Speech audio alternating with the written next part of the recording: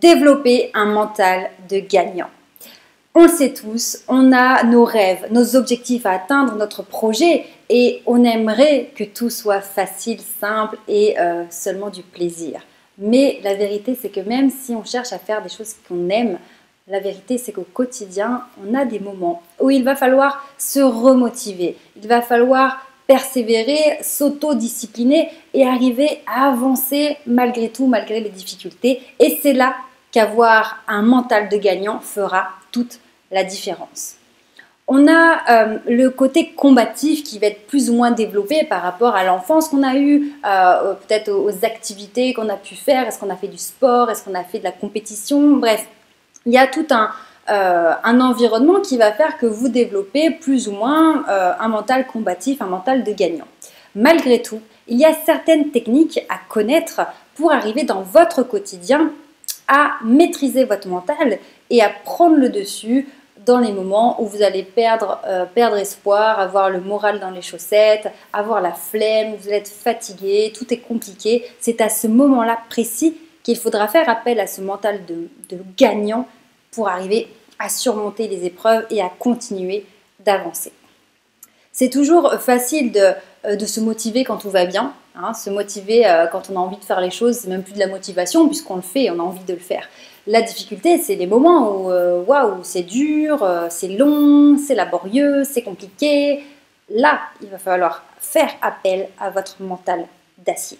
Donc dans cette vidéo, je vais vous donner 3 techniques pour justement mobiliser vos ressources et persévérer et continuer quand tout vous paraît difficile. Avant de poursuivre, pensez bien à vous abonner à la chaîne, cliquez bien sur s'abonner et sur la petite cloche des notifications. Et vous le savez, à chaque fois, je vous mets le lien juste en dessous de cette vidéo. Il y a un lien sur lequel vous cliquez et vous avez accès à différents programmes totalement gratuits. Donc allez-y, foncez. C'est le moment de passer à l'action. Vous avez accès à mes conseils gratuitement, donc ne ratez pas cette opportunité. Internet fait qu'on peut accéder à des conseils très pertinents, très poussés et qui nous aident au quotidien, donc ne ratez pas ça. Cliquez sur le lien, ça prend 2 minutes pour vous inscrire et vous aurez accès à tous mes conseils. Sans plus tarder, on attaque la première technique. Comment faire pour développer votre mental de gagnant? Eh bien, c'est comme les techniques développées à l'armée ou les sportifs de haut niveau, c'est qu'on sait qu'on a quelque chose de très grand à accomplir. Hein, votre projet est plus ou moins grand, mais en tout cas, si vous voyez loin, si vous avez de l'ambition, c'est quelque chose qui ne se fait pas en 24 heures, c'est quelque chose qu'il va falloir tenir sur la distance. Et pour ne pas se faire submerger par l'immensité de la tâche, il est très important de découper cet objectif en plusieurs étapes, plusieurs niveaux à faire. Voyez ça peut-être comme un escalier et dites-vous quelle est la première marche à gravir. Parce que si vous ne voyez ça comme une montagne, évidemment, ça paraît impossible, c'est sûr. À cette échelle-là, on ne sait pas comment commencer, on va être démotivé et on va perdre tout espoir de réussir avant même d'avoir commencé. Donc la première technique, c'est que on arrête de réfléchir à tout ce qu'on va devoir accomplir et toutes les questions auxquelles on n'a pas de réponse et tous les moyens qu'on va devoir trouver. Est-ce qu'il faut qu'on trouve des financements? Est-ce qu'il faut qu'on se forme sur de la technique? Est-ce qu'il faut comment on va faire? Non, on ne se fait pas submerger par tout ça. On découpe par étapes, on priorise et on commence par être focus sur la première étape, la première chose que l'on doit accomplir. Et une fois qu'on a fait ce petit morceau, on regarde un petit peu plus loin et on se met focus sur l'autre morceau. C'est comme ça qu'on va arriver à avancer petit à petit et à avaler les kilomètres, puis on pourra se retourner et voir tout le chemin qu'on a parcouru. Mais si on reste qu'avec une seule vision d'ensemble, c'est sûr qu'on se fait totalement écraser par la masse de travail et de solutions à trouver.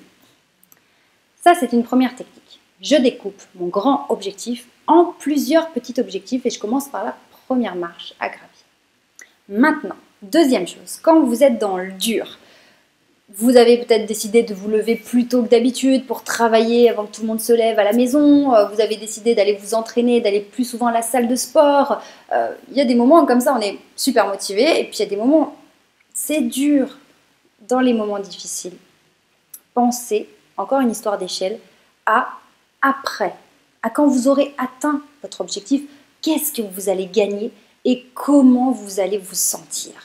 Connectez-vous à l'état émotionnel dans lequel vous serez une fois que vous aurez franchi la ligne d'arrivée. Et ça va vous redonner de l'énergie, ça va vous redonner de la force. Imaginons que vous ayez décidé de perdre 5 kilos, vous allez faire du sport, vous n'avez pas envie, c'est dur, vous avez mal partout parce que vous avez des courbatures, vous aimeriez être devant la télé, sous votre couette, vous êtes presque à 2 doigts d'abandonner. Et bien là, reconnectez-vous à votre objectif. Comment vous allez vous sentir quand vous aurez ces 5 kilos de moins? Quels vêtements vous allez pouvoir porter? Comment vous allez vous sentir devant le miroir? Et surtout, comment vous allez vous sentir dans votre corps? La fierté que vous aurez une fois que vous aurez réussi, la fierté que vous aurez quand vous verrez que vous n'avez pas lâché, vous n'avez rien lâché, vous avez tenu. Vous allez être tellement fier de vous, vous allez avoir une estime de vous-même plus grande, plus confiance en vous, vous aurez la force d'aller tout accomplir. Et quand vous vous reconnectez à votre émotion de quand vous aurez atteint votre objectif, là, boum, qu'est-ce qui se passe? Dans le cerveau, il y a un déclic. Mais oui, je vais le faire, je vais y arriver. Oui, c'est dur, je suis fatiguée, j'en ai marre, mais ça va être tellement bon quand j'aurai réussi que là, boum, mental de gagnant revient et j'y retourne. Maintenant, troisième technique pour développer ce mental de gagnant qui va être très important. Alors celui-là, il gratouille un peu au niveau de l'ego, il n'est pas toujours facile à accepter, à digérer, mais il est tellement important. Pour avoir un mental de gagnant, il faut accepter les échecs. Alors ça paraît paradoxal, je vais être gagnant, je vais accepter les échecs, je vois pas du tout, je vois pas le rapport, au contraire.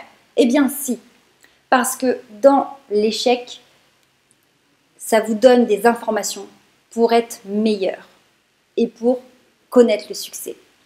Quand on s'entraîne à quelque chose, un sportif s'entraîne, par exemple un joueur de ping-pong qui s'entraîne à faire son smash.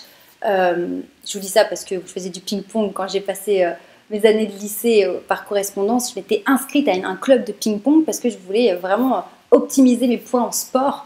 Et j'ai passé des heures et des heures à travailler ce smash. Et pour maîtriser ce geste technique, et donc si l'objectif est de maîtriser ce geste technique, combien d'heures on doit s'entraîner et rater?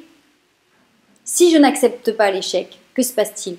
Je fais mon geste technique, j'y arrive pas, je jette l'éponge parce que je ne supporte pas l'échec et je n'accepte pas de rater. Je n'accepte pas que mon entraîneur me dise non, ça va pas, non, t'es mal positionné, non, ça c'est pas bon. Je n'accepte pas l'échec, du coup j'abandonne. Par contre, si j'ai pris conscience que l'échec faisait partie de l'apprentissage, j'accepte les échecs. Voilà, non, c'est pas bon. Voilà, j'ai toujours raté. C'est pas encore ça. Je continue, jusqu'à ce que tous ces échecs qu'ils aient pu m'enseigner tout ce dont j'ai besoin pour réussir. Donc, tant que je suis contre l'échec, je suis contre l'apprentissage. Je vous prends l'exemple du ping-pong, mais ça peut être comme la prise de parole en public, par exemple. J'ai peur de prendre la parole en public. Je suis nulle je me sens nulle parce que je sens bien que mon audience n'est pas captivée, je suis soporifique. Ou je me sens nulle parce que je parle tellement vite que je perds mes interlocuteurs et je sens bien que ça n'a pas d'impact, je suis pas bon. Vous allez devoir vous confronter à l'exercice et à plus ou moins échouer et réussir le temps d'être super bon à 100%. Si à la première prise de parole que vous vivez comme un échec, vous ne supportez pas l'échec, vous ne remonterez plus jamais sur scène, vous ne reprendrez plus jamais la parole de votre vie. Non, si vous prenez l'échec comme un apprentissage, vous voyez les choses différemment et vous allez vous dire « Ok, ça c'était pas terrible, là c'était un petit peu mieux par rapport à la dernière fois, ça c'était encore pas top, je vais le travailler pour la prochaine fois. » Et petit à petit, l'échec, en tout cas le sentiment d'échec va se réduire parce qu'à chaque fois vous en prenez un apprentissage, vous modifiez pour la fois suivante et jusqu'à ce que l'échec se réduise totalement et que le succès prenne toute la place. Donc pour avoir un mental de gagnant, vous devez accepter l'échec, mais pas l'accepter en le subissant, en disant oh, bah, je suis nul, oh, bah, j'accepte l'échec, hein, je fais comme tu m'as dit, je suis nul. Non, vous devez l'accepter et vous en servir comme un apprentissage pour vous améliorer, vous peaufiner jusqu'à atteindre votre objectif.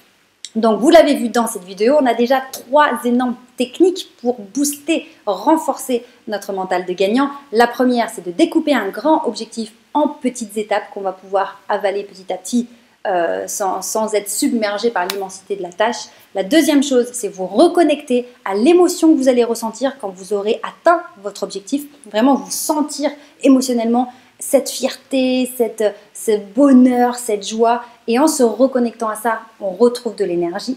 Et la troisième chose, accepter l'échec comme un apprentissage. Si vous avez besoin d'aide, vous le savez, je suis toujours là pour vous aider. Vous cliquez sur le lien juste en dessous de cette vidéo, vous prenez contact avec moi et ne lâchez rien parce que tout est possible. Vous le savez, je suis partie d'une situation désespérante, catastrophique. Si vous avez l'occasion de me suivre sur les réseaux sociaux, de lire mes articles sur le réseau LinkedIn, je vous partage ce parcours qui a été laborieux clairement pour moi.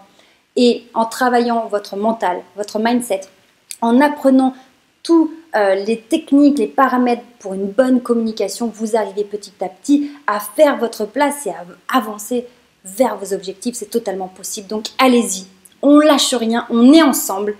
Vous pouvez le faire, je sais que vous pouvez le faire. Vous méritez de réussir. Prenez soin de vous. Je vous dis à très bientôt. Ciao!